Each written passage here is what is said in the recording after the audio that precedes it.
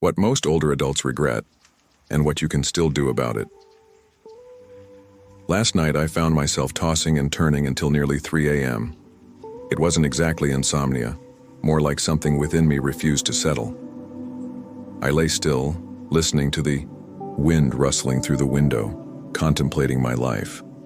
And then, the lives of many I've encountered, especially those who've lived most of theirs.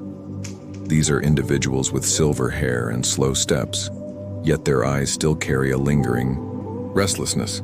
They've shared with me their old stories, not always tales of sorrow nor grand successes. Often it's the small things, a letter never sent, a love once cherished but not held onto, a dinner missed due to work, or a dream tucked away in a drawer labeled later. A common thread runs through these narratives. People aren't haunted by the wrongs they've done, but by the things they never did. And as they age, these unfulfilled actions gnaw at them the most, because there's no going back to do them over. I recall a man, nearly 80, who, after a long silence, told me, "I used to think I regretted marrying too young, dropping out of school, or making poor investments, but no. What I regret most is never telling my father I forgave him, and now he's no longer here to hear it." We live in a society that teaches us how to avoid failure, achieve success, and manage risks. Yet, seldom are we taught to be brave enough to try to live authentically and to embrace consequences as a beautiful part of life. So many of us choose to step back. We procrastinate, wait for the perfect moment, hoping that someday we'll have enough time, money, confidence, or a miracle. But that day never comes. And when our hair turns gray, when loved ones have departed, when we no longer have the strength to move forward, we realize we've spent too long in the realm of not yet. Today I invite you to join me through real stories, experiences shared by elderly individuals across America, tales of what they've lived through and what they regret. Not to sadden, but to remind us that as long as you're listening to this video, as long as you're breathing, able to pick up the phone, hug someone, write a line, or simply step outside and look up at the sky, you still have time. Just don't let it slip away in silence. There was an elderly couple living in the suburbs of Pennsylvania. They were together for nearly 52 years. Not a romantic tale straight out of a movie. They didn't exchange love letters or embrace at train stations.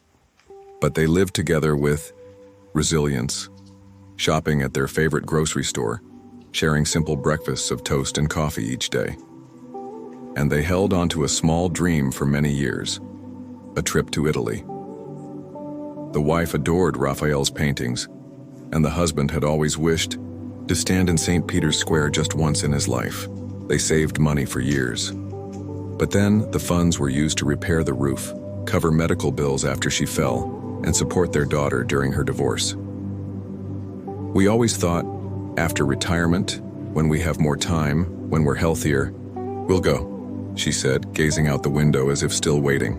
But then her husband suffered a stroke, and the later they had always anticipated never arrived. When she shared this with me, she didn't cry. She simply smiled gently and said, "I'm not sad that he's gone. I'm sad that he never got to see Rome." Many elderly individuals carry within them trips that were never taken. Not just flights or passports, but the feeling of stepping outside daily routines, living a day without calculations or worries, seeing a world beyond their four walls. Yet most of us think there will be a time after retirement, when the kids are grown, when we have more money someday. But in truth, life never promises to make room for those somedays. Elderly people will tell you, don't wait until you have enough reasons to go. Go while you still can. Whether it's a journey halfway around the world, or just a simple picnic you've been postponing. Because what you'll regret most later isn't the money you spent, but the memories you didn't make. I once met a man living alone in a small apartment in Oregon. He wasn't remarkable. White hair, slender, living on a pension. But the story he told me lingers to this day. He once had a son, now over 40. They hadn't spoken in over 17 years. It started with an argument about career choices, life decisions, and ended with a harsh statement. If you walk out that door, don't ever come back. And the son left without looking back. The father waited, year after year. Each Christmas, he set an extra plate. Each New Year, he wrote a card but never sent it. Once he even went to his son's house, stood from afar, then turned and walked away. "I just needed to say I'm sorry," he said, "but I couldn't." For many, those 3 words, "I'm sorry, please forgive me, I was wrong," seem simple but are a lifelong struggle. Because of pride, because of fear of appearing weak, because we don't know where to start. But unspoken words don't disappear over time. They settle within us, becoming heavy stones. Elderly people often don't regret saying something foolish in anger. They regret not saying what should have been said when there was still a chance. Not expressing love when someone needed to hear it. Not apologizing before it was too late. Not saying thank you to the mother who raised them, goodbye to an old friend who passed, or simply, "I'm proud of you," before their child left home. We live in a noisy world, yet so many important things are swallowed in silence. And then one day we stand before someone's grave holding flowers, our lips trembling with words we've prepared all our lives, but the person is no longer there to hear them. Elderly people will tell you, speak while you still can, even if the words are clumsy, belated, or go unanswered. Just say them, because if you don't, you'll carry them with you for the rest of your life. Like that slender old man, living with an extra plate on the table each Thanksgiving. Margaret was a nurse for 38 years. Her life revolved around caring for others, working night shifts, familiar with the scent of antiseptics and the sound of heart monitors. But few knew that she once dreamed of becoming a painter. At 20, she was accepted into a small art school in California, but her family opposed it. They said, "Can painting feed anyone? Can it buy a house?" And so she folded her dream, applied to nursing school, and never mentioned picking up a brush again. She shared this with me while sitting in an empty room, afternoon light streaming onto the white wall. "I don't regret being a nurse, but I regret never knowing if I could have been a painter." Many elderly individuals say they don't fear failure. They fear never having dared to try. They chose stability, the safe path, the reasonable choice. But as time dwindles, they begin to wonder, what if I had taken that risk? You can't know what will happen if you don't step out of your comfort zone.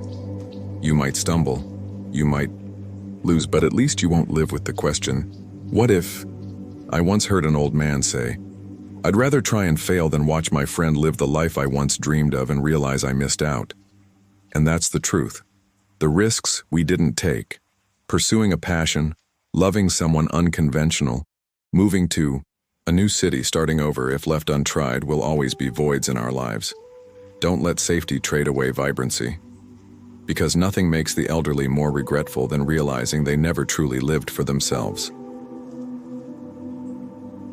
Bill, a former Marine now in his 70s, once told me that his deepest regret wasn't about war or near-death experiences. It was losing the only woman who ever truly understood him. Her name was Lainey. They met in 1969, fell in love instantly, but parted ways because he had to enlist and she didn't want to wait. In the years that followed, they exchanged a few letters, then silence. He married, had children, divorced. She did the same.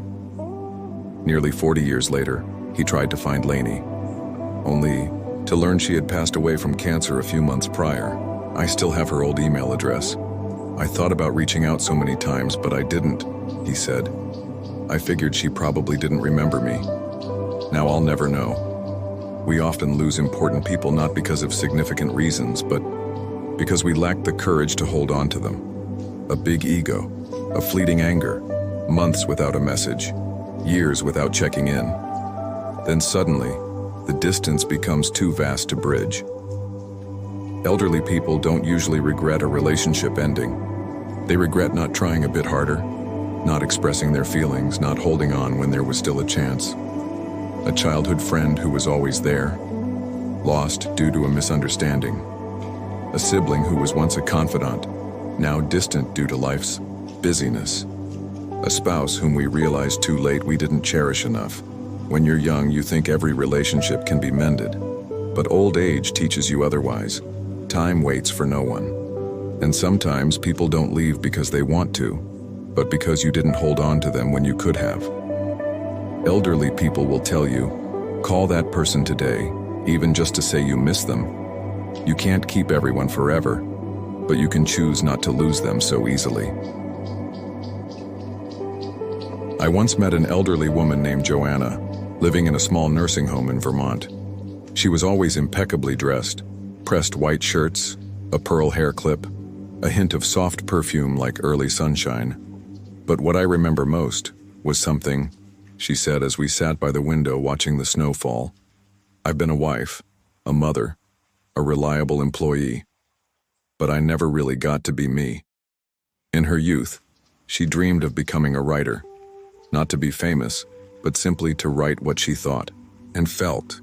But she married at 21, had 3 children one after another, and lived the rest of her life according to what society called a good woman.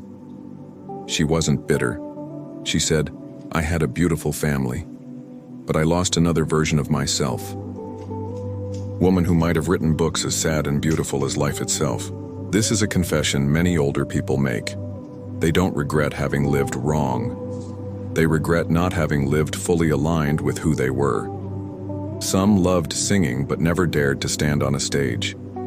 Some longed for a minimalist, free-spirited life but chose a safe path to please their parents.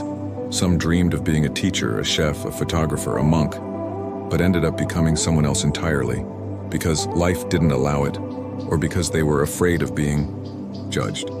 We spend so much time trying to be the right person in others' eyes that we forget to be the right person in our own hearts. And one day, sitting alone with nothing but our thoughts, we finally ask, who was I really?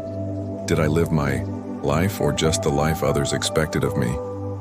Older folks don't wish for a second chance at life. They simply wish they could return to that one moment when they might have chosen differently. And they hope that younger people understand this, so they don't go through life forgetting themselves. Joanna began writing again at the age of 82.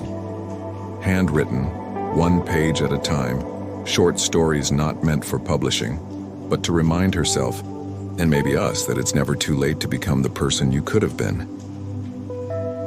There's something that young people rarely think about, but the elderly bring it up, often with tears, the small, ordinary moments they let pass by too quickly. I once sat with a man named Charles, 85 years old, living in Texas. When I asked him what he remembered most in life, he didn't mention achievements, money, or glory. He told me about one afternoon in 1977 when he rode his bike with his young daughter to school, and she laughed the whole way there. I wish I'd stopped and sat in the grass, just laughed with her a little longer, he said. But I rushed back home to get to work, thinking there'd be hundreds more afternoons like that. But those hundreds of afternoons never came back. We're always rushing to meet deadlines, to succeed, to live up to expectations. We eat in a hurry, love in a hurry, talk while staring at our phones. We delay playtime with our kids because we'll have more time on the weekend. We skip hugs because this isn't the right moment. We pull our hands back in public because someone might stare. And then one day they're no longer there. And we realize the ordinary moments were the most extraordinary ones all along. Older people might forget names, but they never forget a look, a laugh, a kind word, or a quiet afternoon spent watching birds from the porch. Their deepest regret isn't that they didn't live those moments. It's that they lived them without being fully present. You're reading this now. Maybe you're sipping coffee. Maybe your child is playing nearby.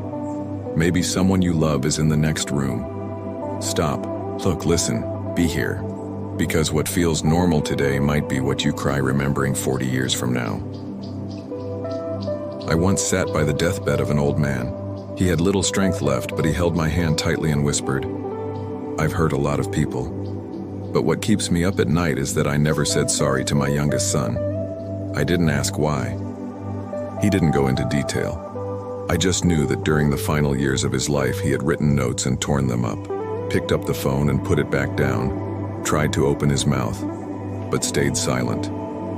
Out of pride, out of time, thinking, he probably doesn't need to hear it anymore. But clearly he did. Among the things older people regret most, not apologizing in time ranks near the top. An apology is never too late, unless you've run out of chances to say it.